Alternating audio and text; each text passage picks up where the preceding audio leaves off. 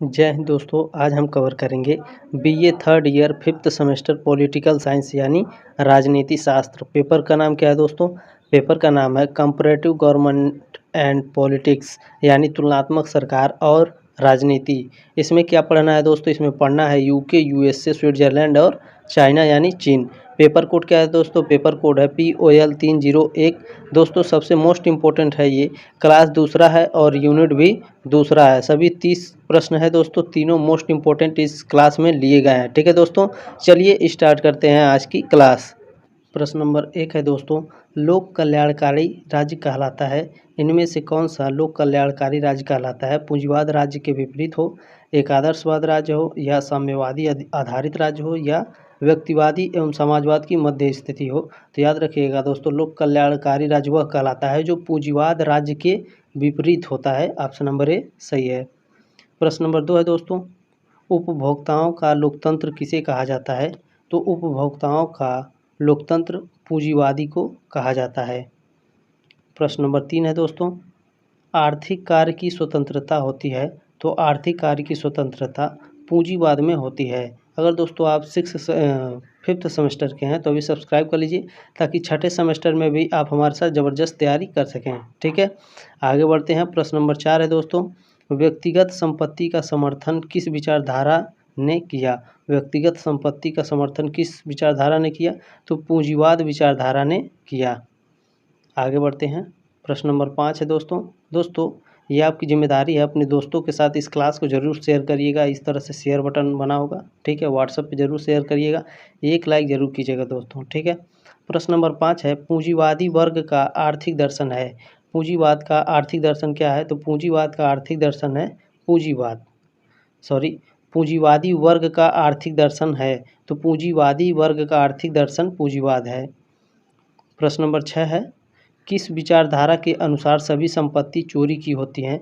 तो पूंजीवाद विचारधारा के अनुसार सभी संपत्ति चोरी की होती हैं।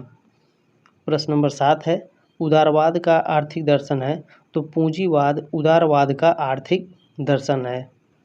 प्रश्न नंबर 8 है, इतिहास की भौतिकवादी व्याख्या किस विचारक ने प्रतिपादित की? तो कार्ल मार्क्स ने इतिहास की भौतिकवादी व्याख्या की है। प्रश्न नंबर 9 है दोस्तों, पूंजीवाद का अंतिम चरण है। मोस्ट इंपॉर्टेंट प्रश्न है दोस्तों, क्योंकि जो यूनिट 2 है, ठीक है, जो यूनिट 2 है वो पूंजीवाद से संबंधित है और पूंजीवाद का ये प्रश्न मोस्ट इंपॉर्टेंट है। ठीक है, पूछ सकता है परीक्षा में, पूंजीवाद का अंतिम चरण क्या होता है? ठीक है, तो पूंजीवाद का अंतिम चरण होता है साम्राज्यवाद। ऑप्शन नंबर डी है। प्रश्न नंबर 10 है, कल्याणकारी राज्य की अवधारणा अनिवार्यतः एक संश्लेषण है, इनमें से कौन सा किसका संश्लेषण है? समाजवाद तथा साम्यवाद का। ऑप्शन नंबर बी सही है दोस्तों इसमें। आगे बढ़ते हैं। प्रश्न नंबर 11 है, लोक कल्याणकारी राज्य आवश्यक रूप में संश्लेषण है, तो लोक कल्याणकारी राज्य समाजवाद और साम्यवाद के रूप में संश्लेषण है। ठीक है, प्रश्न नंबर 12 है दोस्तों, निम्नलिखित में से कौन सही सुमेलित नहीं है? इनमें से कौन सा सही सुमेलित नहीं है? दोस्तों 40 प्रश्न रहते हैं, उनमें से 2-3 प्रश्न इस टाइप के पूछे जाते हैं, कौन सा सही सुमेलित नहीं है, उसको ध्यान में रखते हुए इस टाइप के क्वेश्चन आपके लिए मैंने उपलब्ध करा है। ठीक है दोस्तों, इनमें से Karl Marx man of the horseback यही सुमेलित नहीं है, बाकी सब सही है दोस्तों। लास्की ग्रामर ऑफ पॉलिटिक्स ये भी सही है। प्लेटो स्टेटमेंट ये भी सही है। पॉपर का open society and it's enemies ये भी सही है, यानी ऑप्शन नंबर ए सही है दोस्तों 12 का। Karl Marx man of the horseback यह सुमेलित नहीं है। प्रश्न नंबर 13 है, लेवियाथन किसकी पुस्तक है? दोस्तों यह पॉलिटिकल साइंस का सबसे मोस्ट इम्पोर्टेंट प्रश्न है। यह लगभग हर एग्जाम में थर्ड यानी फोर्थ सेमेस्टर में भी यह प्रश्न पूछा गया था कि लेवियाथन पुस्तक किसकी है? तो दोस्तों लेवियाथन पुस्तक जो है वो हॉब्स की है। ऑप्शन नंबर ए सही है। ठीक है, आगे बढ़ते हैं। प्रश्न नंबर 14 देखते हैं दोस्तों, राष्ट्रों की संपत्ति पुस्तक के लेखक कौन है? राष्ट्रों की संपत्ति पुस्तक के लेखक कौन है? तो इनमें से दोस्तों एडम स्मिथ है। ऑप्शन नंबर सी सही है। आगे बढ़ते हैं। प्रश्न नंबर 15 है, कौन सी विचारधारा वर्ग संघर्ष को जन्म देती है? इनमें से कौन सी विचारधारा वर्ग संघर्ष को जन्म देती है? तो पूंजीवाद विचारधारा संघर्ष को जन्म देती है। प्रश्न नंबर 16 है दोस्तों, वेल्थ ऑफ नेशन पुस्तक के लेखक कौन है? तो वेल्थ ऑफ नेशन पुस्तक के लेखक एडम स्मिथ है। पुस्तक से भी 2-3 प्रश्न पूछे जाते हैं दोस्तों, ठीक है, याद रखिएगा। प्रश्न नंबर 17 है, लगभग मैं हर क्लास में बताता हूँ कि लगभग 2 से 3 प्रश्न पुस्तक से पूछे ही जाते हैं, ये कन्फर्म है दोस्तों, ठीक है। पूंजीवाद का तत्व है, पूंजीवाद का इनमें से कौन सा तत्व है? तो पूंजीवाद सभी इनमें से सभी है, क्योंकि दोस्तों पूंजीवाद वर्चस्व ये भी पूंजीवाद का तत्व है, संपत्ति पर निजी स्वामित्व होता है ये भी पूंजीवाद का तत्व है, और आर्थिक कार्य की स्वतंत्रता होती है ये भी पूंजीवाद का तत्व, यानी ऑप्शन नंबर डी सही है। प्रश्न नंबर 18 दोस्तों, साम्राज्यवाद पूंजीवाद की एक विशेष अवस्था है, यह किसने कहा? मोस्ट इम्पोर्टेंट प्रश्न है। साम्राज्यवाद पूंजीवाद की एक विशेष अवस्था है, इसको किसने कहा था? तो इसको दोस्तों लेनिन ने कहा था, ऑप्शन नंबर डी है।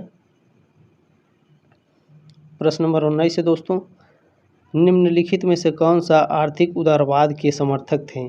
तो आर्थिक उदारवाद के समर्थक दोस्तों एडम स्मिथ थे। प्रश्न नंबर 20 है, इतिहास की भौतिकवादी व्याख्या एवं वर्ग संघर्ष के सिद्धांत का निरूपण किसने किया है? तो कार्ल मार्क्स ने किया है, ठीक है। इतिहास की भौतिकवादी व्याख्या एवं वर्ग संघर्ष के सिद्धांत का निरूपण कार्ल मार्क्स ने किया है, ठीक है दोस्तों। प्रश्न नंबर 21 है दोस्तों, कौन से 2 राजनीतिक विचारक तुलनात्मक राजनीति के संस्थागत दृष्टिकोण का प्रतिनिधित्व करते हैं? तो डुअरर और सार्ट्रोगी राजनीति संस्थागत दृष्टिकोण का प्रतिनिधित्व करते हैं, ठीक है। आगे बढ़ते हैं। प्रश्न नंबर 22 है, किसी राजनीतिक वैज्ञानिक ने राजनीति को मूल्यों के आधिकारिक आवंटन के रूप में परिभाषित किया है? तो इसे डेविड स्टन ने परिभाषित किया है, यानी पूछा है दोस्तों इसमें किसी राजनीतिक वैज्ञानिक ने राजनीति को मूल्यों के आधिकारिक आवंटन के रूप में परिभाषित किया है, तो डेविड स्टन ने। प्रश्न नंबर 23 है, इनपुट आउटपुट दृष्टिकोण किसके द्वारा विकसित किया गया था? तो इनपुट आउटपुट दृष्टिकोण डेविड स्टन के द्वारा विकसित किया गया था। प्रश्न नंबर 24 है दोस्तों, कौन पारंपरिक दृष्टिकोण के लिए प्रासंगिक नहीं है? इनमें से कौन पारंपरिक दृष्टिकोण के लिए प्रासंगिक नहीं है? तो व्यवहार पारंपरिक दृष्टिकोण के लिए प्रासंगिक नहीं होता है। प्रश्न नंबर 25 है, विकासवादी उपागम को इस रूप में जाना जाता है, यानी विकासवादी उपागम को इनमें से किस रूप में जाना जाता है? तो इसमें दोस्तों ऐतिहासिक दृष्टिकोण के रूप में जाना जाता है। प्रश्न नंबर 26 है, किसी राजनीतिक विचारक ने राजनीति को मास्टर साइंस कहा है? तो दोस्तों अरस्तु ने राजनीति को मास्टर साइंस कहा है, ठीक है दोस्तों। इसके पहले भी मैंने एक क्लास कराया है, उसका लिंक आपको डिस्क्रिप्शन में मिल जाएगा, आप लोग जा करके पहला क्लास, ठीक है, पहला क्लास और पहला यूनिट देख सकते हैं दोस्तों, ठीक है। आगे बढ़ते हैं। प्रश्न नंबर 27 है, निम्न में से किसने राजनीति के अध्ययन के लिए कानूनी दृष्टिकोण नहीं अपनाया?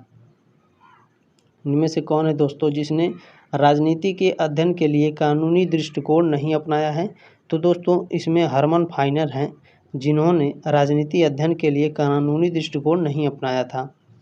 प्रश्न नंबर 28 है, राजनीति संस्कृति में परिवर्तन। तो राजनीति संस्कृति में परिवर्तन दोस्तों बार बार होता है, याद रखिएगा। प्रश्न नंबर 29 है, लोगों की आवाज़ की तुलना भगवान की आवाज़ से किसने की? मोस्ट इम्पोर्टेंट प्रश्न है, लोगों की आवाज़ की तुलना भगवान की आवाज़ से किसने की है? तो मैकियावेली ने की है, ऑप्शन नंबर सी है। प्रश्न नंबर 30 है दोस्तों, 1840 के बाद से सप्ताह के किस दिन अमेरिकी राष्ट्रपति के चुनाव हुए हैं? तो दोस्तों मंगलवार को, ठीक है। 1840 के बाद से सप्ताह के किस दिन राष्ट्रपति चुनाव हुए हैं? तो मंगलवार को। मोस्ट इम्पोर्टेंट प्रश्न है ये, ठीक है दोस्तों। मिलते हैं अगले क्लास में, तब तक के लिए जय हिंद, वंदे मातरम।